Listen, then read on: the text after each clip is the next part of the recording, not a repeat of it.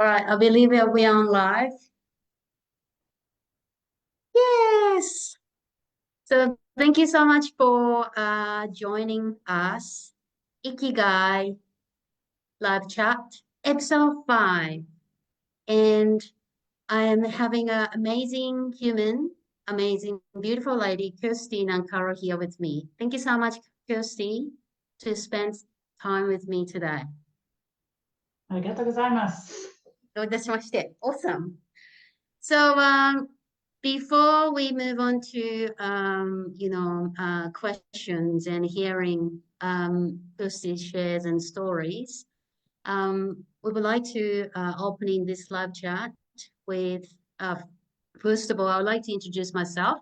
So my name is Mayumi or May. I'm a qualified naturopath and just huge lover of natural medicine and holistic approach. And my passion currently is to work with beautiful women in the midlife for empowerment and joy and create a positive ripple effect. And also, I'm the founder of IKIGAI Live the Life Fullest Group, which actually reached to over 1,000 people. So the group are running for over 4 years now, and people all over the places. And I'm so excited. And one thing I wanted to also share before we move on, Ikigai, living with the Ikigai has been a journey for me for the last few years.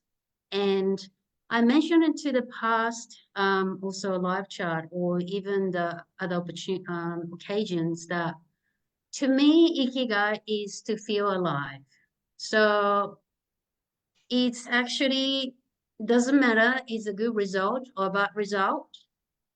As long as I'm feeling alive, it's to me is part of Ikigai. And even just the failure is actually learn from it and to become a better version of myself. So that's how I evolving for the last few years. And why this live chat's happening lately. And reason for doing this live chat, being a little bit selfish, I wanted to learn more from other people's passion so that I can learn. And also we can, hear and share and connect through Ikigai. So I thought, why not? So this is my journey of Ikigai, and I'm so happy to have Kirsty. Thank you so much again, Kirsty. You're very, Can you, very welcome. yeah, thank you. So can you please introduce yourself here, who you are, however you want to introduce yourself. I'm Kirsty Nancarrow. I live in Cairns, Far North Queensland. I've been here for 14 years.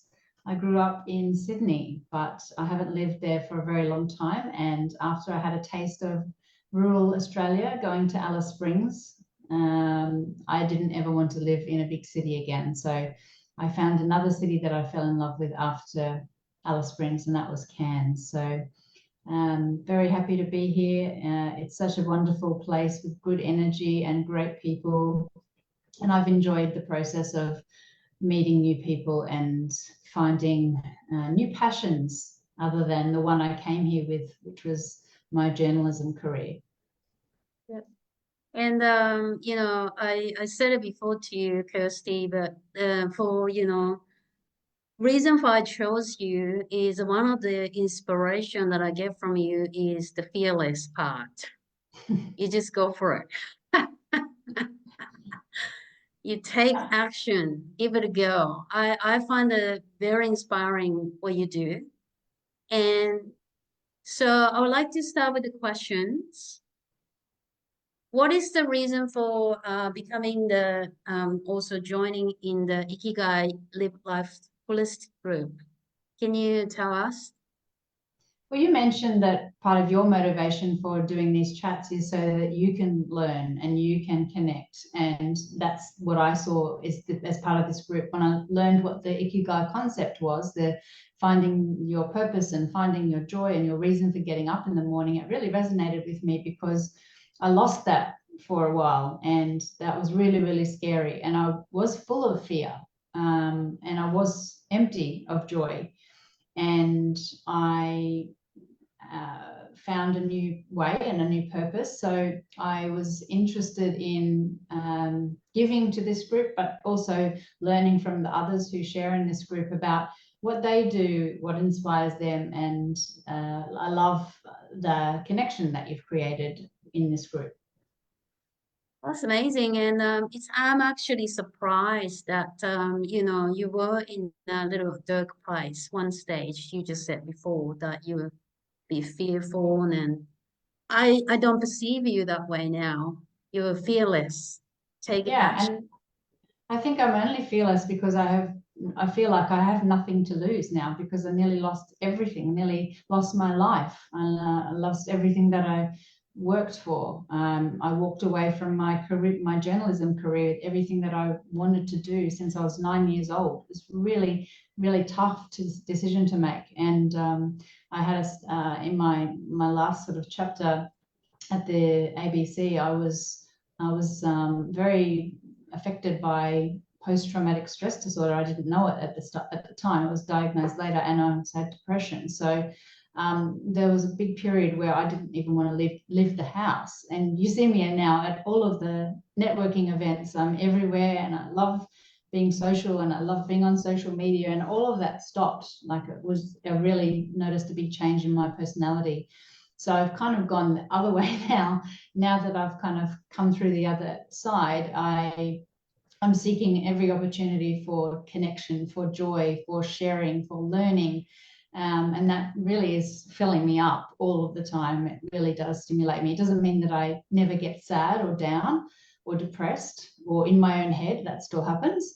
But mostly I feel like I really want to get out of bed and just get into every day. Beautiful. So what I'm hearing from you is through your career as a journalist, and when you're going through the tough time, there was some triggering moments that you wanted to shift that state. Mm. Okay. Yeah, I knew that I was feeling sick. I knew that I wasn't myself, and I didn't. The scariest thing was I didn't feel like I had any control over it. It was just happening to me, and it was. I'd always been a person who liked to be organized and in control. So when you are that kind of person and it starts getting taken away from you, and you start not to recognize yourself, then that is really, really scary. So yes, I was full of fear at that time of my life, which was about 8 years ago. Wow, that's actually that's huge, huge. Thank you so much for sharing. And I'm guessing I'm sorry that if I do my reading here, and correct me if I'm wrong. Do you think that those tough moments actually helped you become who you are now? Definitely. No one would like to say that they would like to go through such a painful experience. But I don't think I would have the life that I have now. I don't think I would have made the choices that I've made now had I not been really tested and put in that situation that I had to change something. It was untenable. And when I was ignoring all of the signs, with my body, with my behavior, then it was like the universe took over and it forced me to take action. So Or if that's okay, sorry to interrupt you. What was the moments that this moment's like, oh shit, I'm sorry, I have to do something. Is it any particular moment that yeah, you it was the yeah. moment that I'd been suffering panic attacks before. I was the chief of staff at the ABC at the time. I'd been suffering panic attacks. I'd be lying awake all night and really resenting the sound of the birds in the morning, because it was another night that had passed without me sleeping, and that happened for 5 months.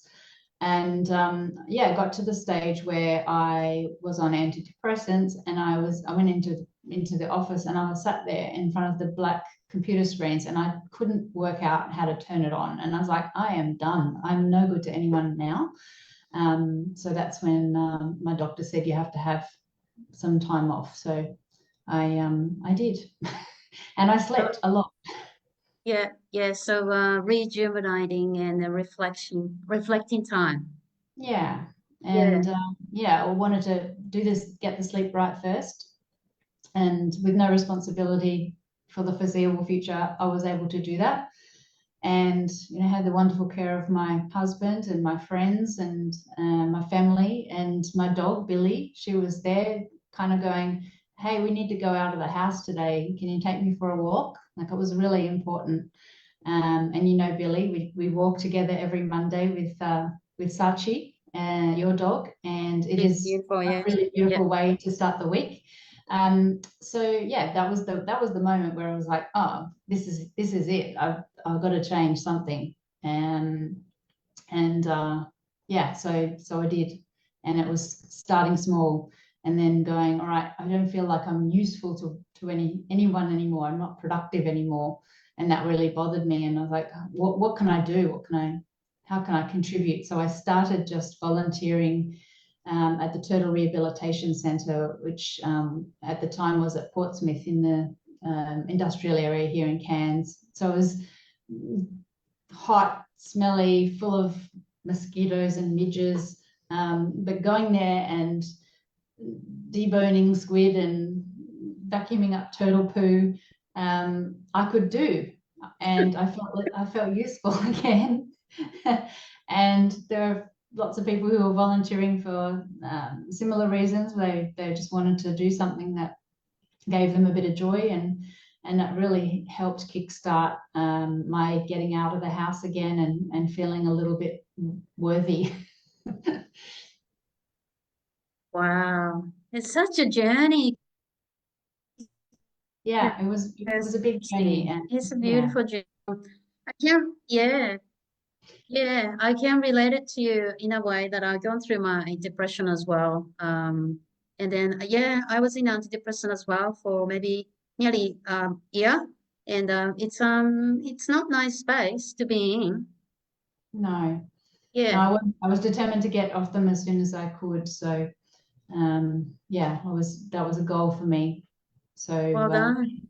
yeah, so yeah, the volunteering locally to home then got extended to me going over to Nepal and volunteering as a teacher in Batasi village for a month, when I had recovered a bit of strength and a little bit of resilience. I felt like I was ready to go and volunteer on a larger scale, so I went to Nepal.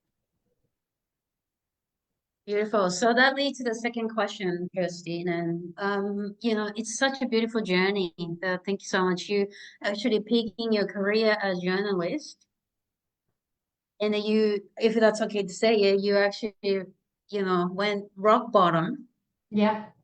and then start coming up again and finding your strength and serving the community and doing volunteerings, and that's a lead to the next question. Your passion, journalism, and connecting with the people in Nepal, right? So you just said before. And in the village, what is your driver for motivation? Can you tell me more to keep connecting with people in the village?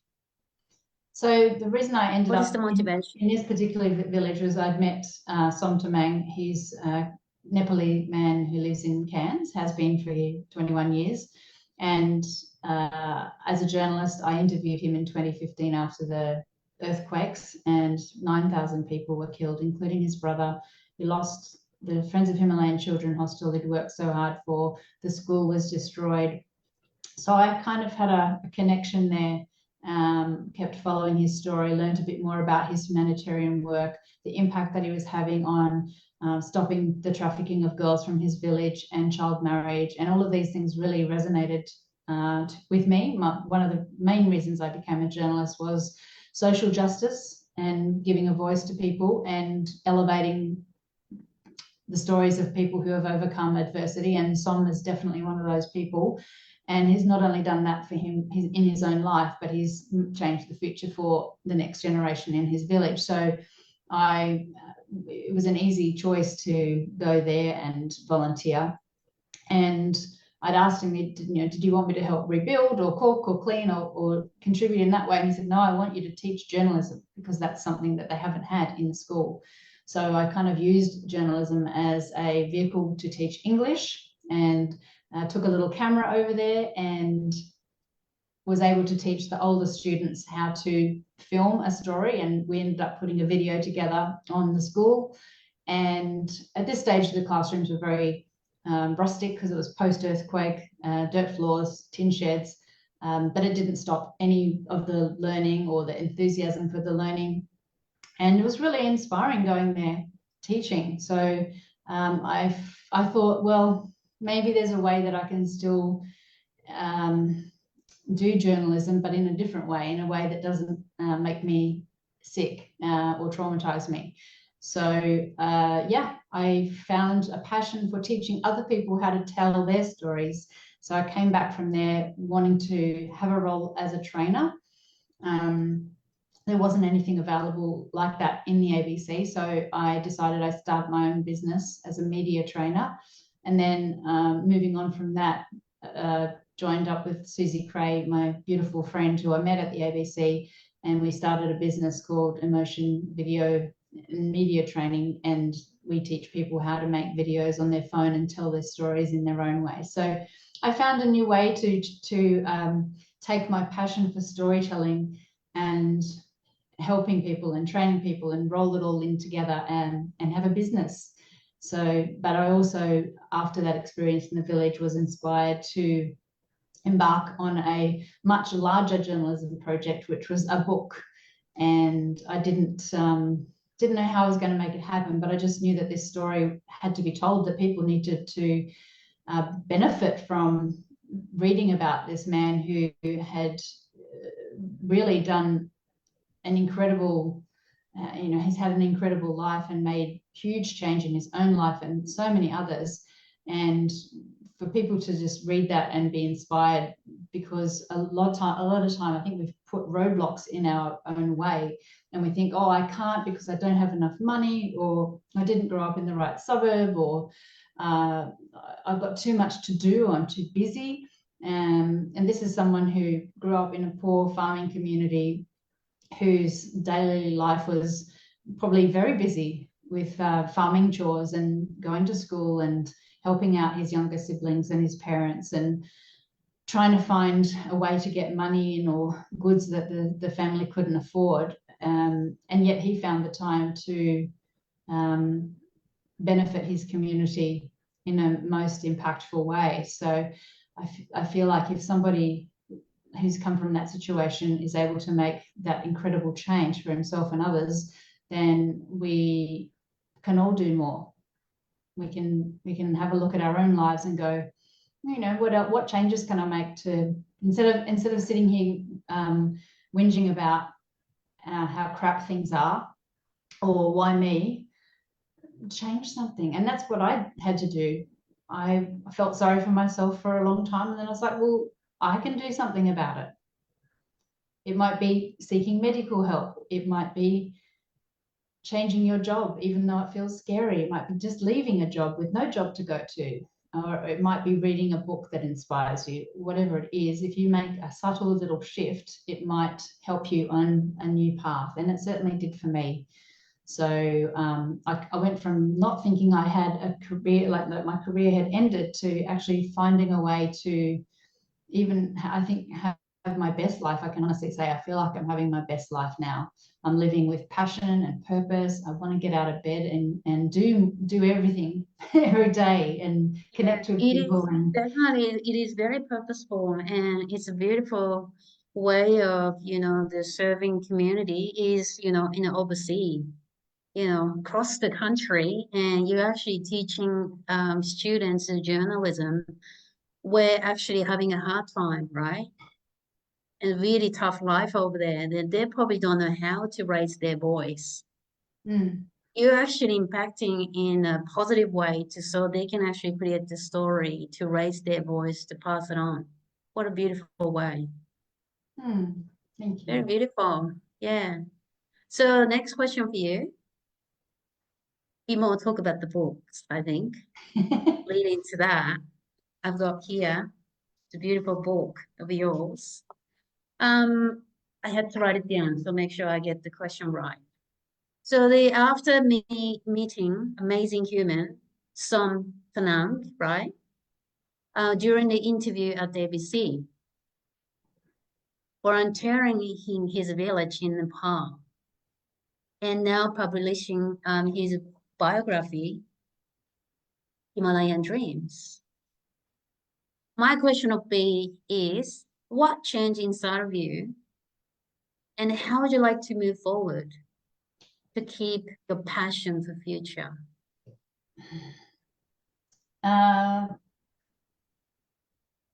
guess I found a new challenge for myself because it was really challenging going from being a journalist to writing a book. It's a totally different way of writing. You have to be very patient. It's a long process, and it's not just a long process to research and write the book. It's a long process to get the thing published. So from the moment where I decided that I wanted to write this book to it actually being published was nearly 7 years. It's a long time. So I think what changed in me is I developed some patience. I was always a very instant gratification type person, and some people would argue that I still am, but I feel like I just developed a lot of patience and more calm, more perspective in my life. I realized that you don't need much to be happy. And so I started cultivating that in my own life. I've never been very materialistic, but I wanted to have even fewer things and I wanted to give more. So I've always had joy in cooking for people, being in here for people, but I think that intensified after I came back. So and now that the book is out, and it's a very lonely process until then, this story was finished in 2022, but I had to wait to celebrate that and share it until 2024. So I'm keeping my passion alive by doing these talks, either these lives or podcasts or public talks. I've got a couple coming up in the next few days at libraries in Far North Queensland. By the end of, by Monday, I will have done 36 events since the book launch. So that's how I'm keeping my passion alive. I love talking to people. I love sharing about my journey, because I think people see stuff on Facebook and they think, wow, your life is amazing, and you must have this life that's 100% great all of the time. And of course that isn't true for any of us, and you don't tend to put the bad stuff up there. So it's forums like this where you get to talk about the raw and the real stuff and how you get to be in that position of joy and purpose, because sometimes you have to, as you say, go to the rock bottom to be able to start again and find a new way. Yeah, it's amazing. I love that. And your strength is the hearing what you were sharing with us today is you have such a beautiful skill. So fearless is the part of your strength, but also I find another thing is that you actually collect and make a story from the raw material, like a raw voice, real voice. That's your professional skill, isn't it? Absolutely, and it's both written and visual now. So I was very lucky towards the end of my time at the ABC, they introduced being camera women and men. So I went from being a radio journalist first up to, and I started my career in newspapers, to then doing television. And then towards the end, we had some training to how to be camera operators, and I really love that. I've always been a very visual person, so I really love the fact that I can tell stories in a written sense, but I can also bring together stories in a video and how much impact that has on people. So I love the fact that with Susie at Emotion Video, we get to work on some beautiful projects telling wonderful stories, and we tend to gravitate towards projects that are community minded, or telling those stories of people who have achieved something in the face of adversity, because that really resonates with both of us. That's beautiful. So you're actually tackling a different dimensional approach to create this story, right? Som's Yeah. biography. And I do remember when we went on for the dog walk with Billy and Sachi, and I was hearing about your book publishment. And yeah, you told me that you said that 7 years until you publish, right? And then I remember you told me that you had to sort of change your thinking from a journalist to storyteller. Yes, that's right. So Yeah, no, I do remember you told me that. Yeah.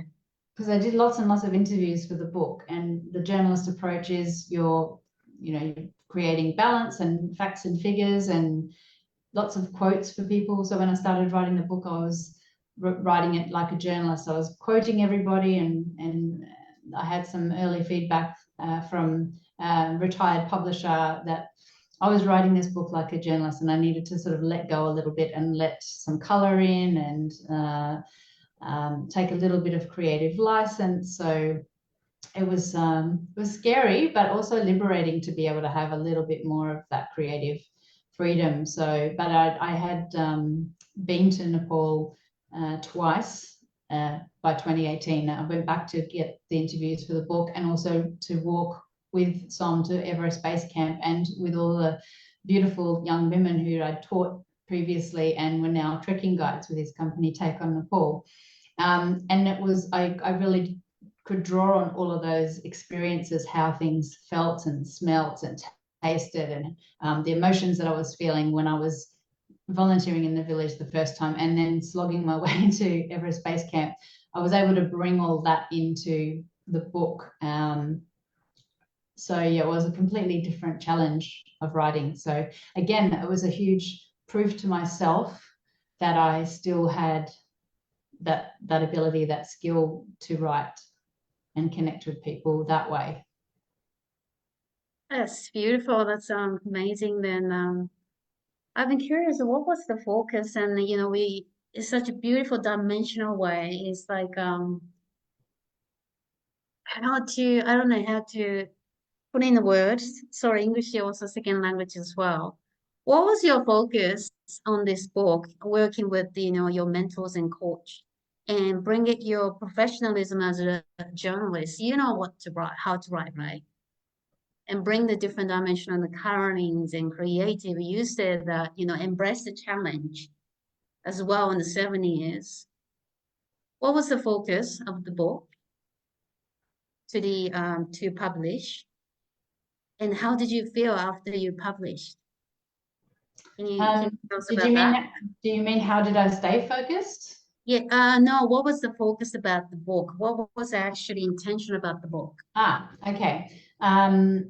One was I thought it's an inspiring story that I think has worldwide appeal, and I want people to be aware that this is the situation for particularly girls in rural Nepal. They are vulnerable to child trafficking and child marriage. So I wanted to raise awareness about those things and the fact that this man had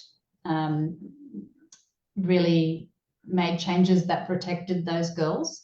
And I've had people say to me when they've read the book, wow, you really opened my eyes. I had no idea about this. So it's the focus was raising awareness about these things, celebrating a story of someone who triumphed over adversity so people could be inspired.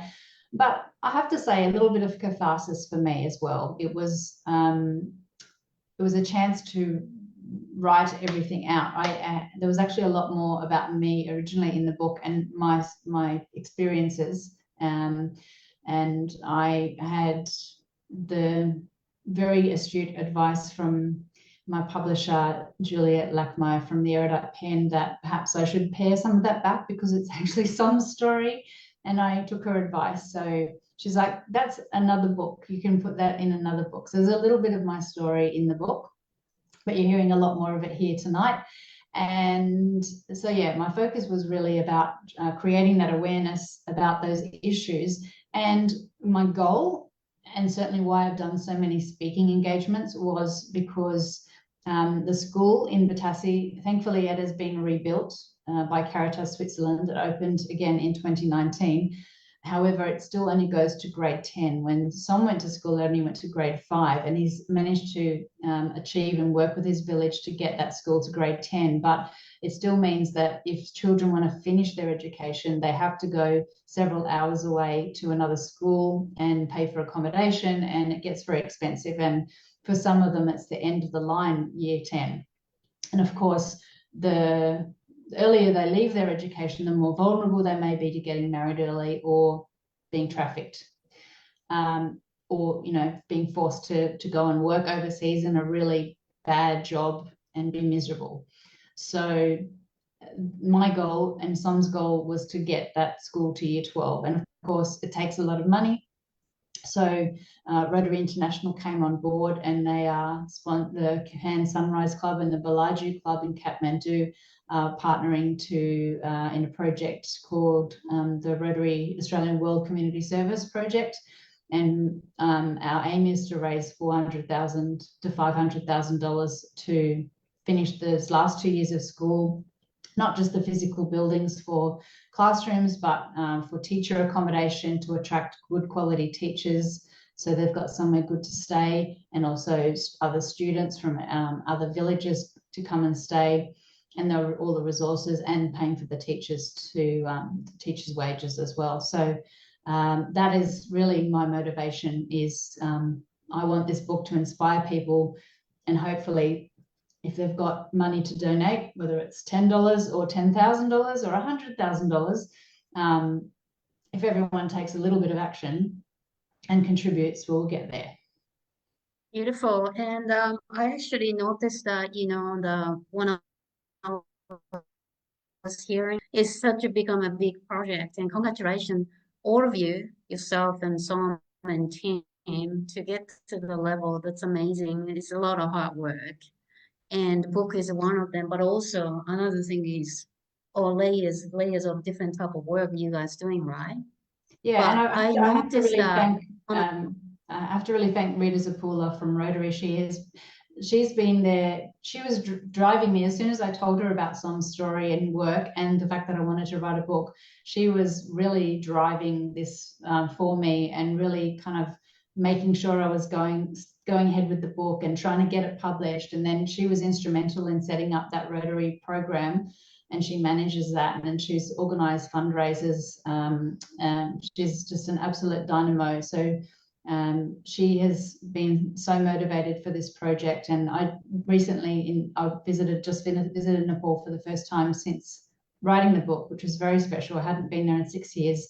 And I got to speak to the Rotary Club of Balaju and the district governor in Nepal. So, and also talked about it in the Australian Embassy in Nepal, and also in Singapore. I had a book launch as well. So I'm just trying to elevate this project in the way that I know how to, which is through the written word, but also through speaking to people and hopefully touching them.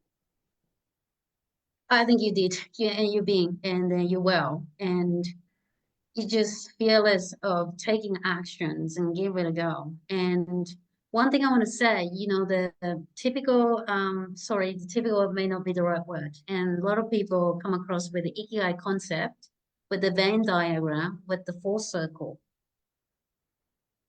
As a Japanese, not so much with what can be paid for, but what you love, what you're good at, what the world needs. You tick all the boxes. And of course, money has to be involved with this project because, there's the children in Nepal. But I didn't hear for your profit or benefits. Am I right? Yeah, I think some people may focus on the fact that I'm selling books and there's money that I'm getting for that. But I have effectively volunteered my time for this project for the past 7 years, and I continue to do that. So if you equate that to wages that have been foregone, because I actually took a whole year off work to write the book, and I'm very grateful. I got a grant from the Cairns Regional Council, a small grant, and then I got some amazing help from somebody I hadn't met before to finally publish, which is how the book actually got published.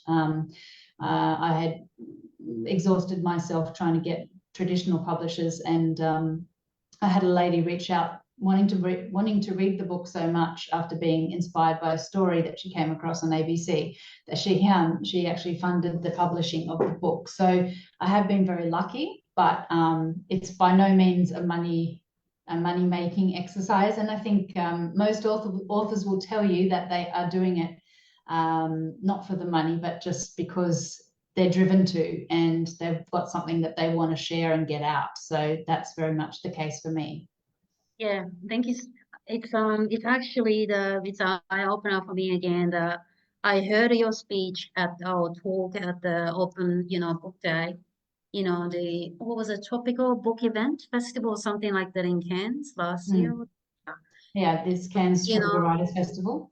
yeah, I heard you and Som and his sister's story. It was already inspiring, but you know what? I already found a new parts of the story. And it's very much, I believe, in related to IKIGAI concept what you share. So thank you so much for your time. And I actually learned a lot. And I'm pretty sure some people will extract such amazing, like a recipe ingredient from you today to create their own special dish, which their version of the Ikigai. This is another reason why I do this live video. And person like inspiring, like yourself, to share your story, even from the dark moments to now, such a journey. So thank you so much, Kirsty. Last thing, so we're going to wrap up soon, and can you tell us, so maybe some of watching this live or recording may not sure how to find you, or even just also the book resource, how they can find you, or how they can follow you. Can you tell us about that, please? Yeah, probably the easiest way is just to jump on my website, which is kirstynancarrow.com. Yep. So KIRSTYNANCARROW.com. And from there, you can find out about the book, you can find out about me, you can connect with me for work or speaker engagements. You'll find links to all of my socials up the top there as well. So I have a YouTube channel, which is also called Kirsty Nancarrow. You'll find me on Instagram and Facebook as Kirsty Nancarrow, author and trainer. I have a ridiculous amount of social media accounts. And I try and put different content in different places. So on the YouTube channel, I've got lots of recent videos from my beautiful time back in Batassi village, reconnecting with a lot of people that are in the book, Som's family, some of the kids that I taught who are now adults, trekking guides that I've had. So if you want to fill your cup and feel my joy, head over there and have a look at some of those videos. But yes, you can grab the book. Even if you're overseas, there's ways of getting hold of the book through my website as well. So thank you very much for the opportunity as well. And I've got some events coming up just in the next few days. So there's an events tab there you can click on as well to see where I will be if you want to come and say hi in person. Yeah, great. So I love that you actually summarized to one website, kirstynancarrow.com, right? That's right. And then people can actually navigate themselves where they want to go. That's very good. So I can do that on this live event on the comment section. So I can also put that link for people who wanted to find you. Thank you. Sounds cool? Yeah, sounds good. Thank you so much for a beautiful chat. And thanks to everyone who is listening or watching afterwards. I hope that if you're in a place of being a bit stuck, that some of that has helped you. You don't have to make a big change. I know that can be scary, but if you just start with little changes, you'll be surprised sometimes where they lead you. Oh, Michelle Russo said, hello, ladies. Thank you, Michelle. Yeah, I saw you people watching live, so which is great. Thank you so much, Kirsty. We'll see you on Monday for dog walk. We will. Actually, Billy has just started scratching at the door. Okay, so it's probably time to wrap up. So thank you so much, everyone, for watching us live. And also, head up to the watch the recording. It's such a beautiful sharing from Kirsty, very inspiring. So get to some of the extract the recipe for your own, create your own version of Ikigai. Bye for now. Thank you so much.